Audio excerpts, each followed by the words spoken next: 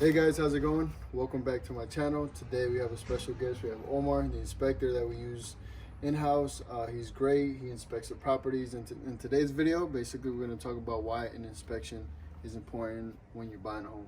Is that correct? Absolutely. So the reason for the inspection is we want to make sure and check the home and evaluate it for you a little bit deeper than what you obviously see with your eyes. That's what we're contracted. We want to check the AC, the electrical, the plumbing, the roof, and the structure of the home. Of course, we do a lot more interior, kitchen appliances, etc. But the most important things, that's why we're there. We want to see or investigate as much as possible. So before you move in, you don't have any issues or any surprises. Absolutely, absolutely. So let's have a walk inside, follow us, and we're just going to touch on the main points. We're using this home as a model, of course, but whenever you're going through the motion of buying a home, and then when the inspection period comes, then you know what to look for. So let's have a look inside. So one of the major components that we check is the AC. We always check for proper operation, that is heating and cooling, regardless of the temperature outside. We always want to make sure it's properly functioning.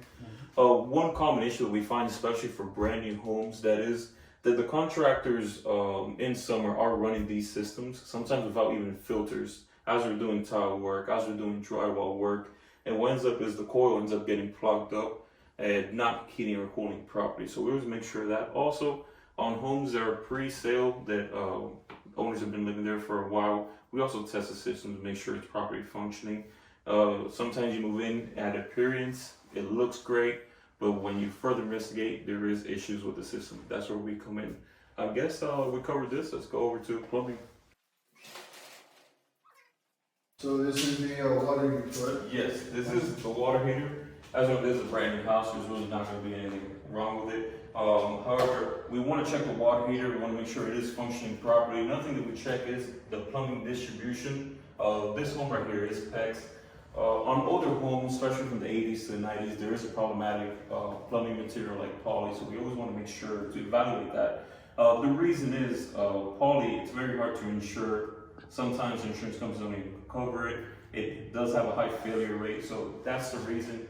An average person might not know this. You buy the home, you move in, and your insurance canceled. So it puts you in a bad spot. Another thing is electrical. Electrical is a big thing, especially on older homes. When you get into the 50s, 60s, or 70s, there is panels that are problematic. Also wiring that's problematic.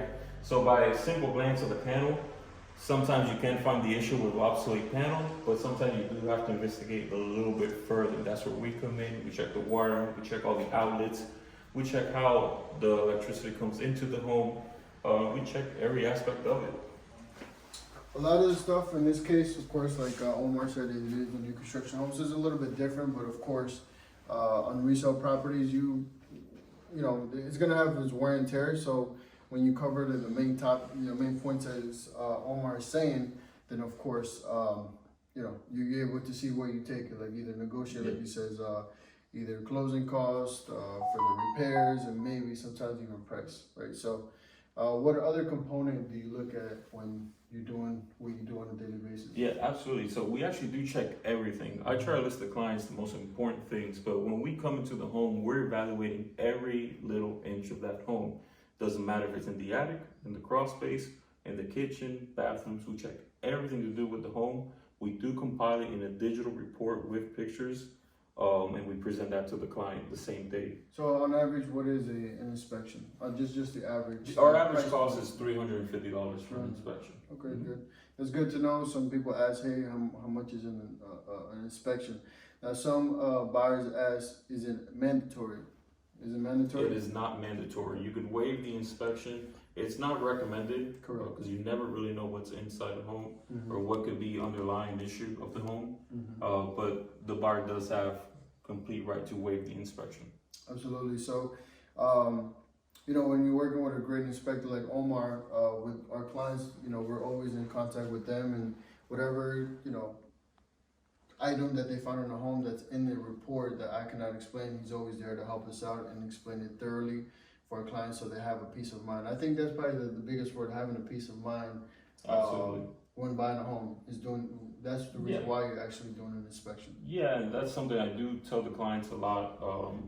when it comes down to like turbine inspections, when they're like, should I really waste $100 on a turbine inspection? It's $100 worth peace of mind. It's $350 worth peace of mind. Knowing when you move in through that front door, you have nothing to worry about, or you know what are the issues, and with time you have to take care of them. There's not going to be a surprise. You're not going to move in and a week later, oh, the AC's out, Right. or oh, there's a plumbing leak. You know what you're buying. That is the biggest thing. Awesome. So those are some pointers to look for while doing an inspection. Omar, thank you for your time. My pleasure. Please don't forget to like, share, and subscribe to this channel. And we'll see you on the next one.